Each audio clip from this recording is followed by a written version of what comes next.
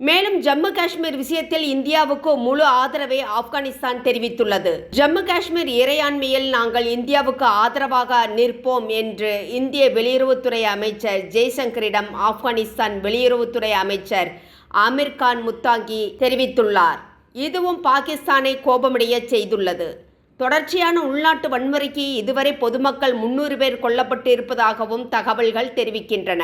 வட வசிரிஸ்தானில் தலிபான் பாகிஸ்தான் படைகளுக்கு இடையே புதிய மோதல்கள் வெடித்துள்ளன.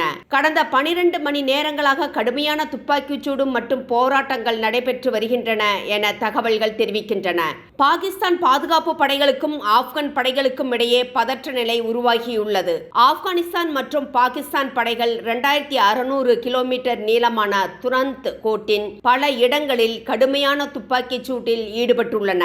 இருதரப்பும் எதிரி எல்லை முகாம்களை கைப்பற்றியதாகவும் அழித்ததாகவும் கூறியுள்ளதால் இது சமீப ஆண்டுகளில் நடந்த மிகவும் தீவிரமான எல்லை மோதலாக பார்க்கப்படுகிறது.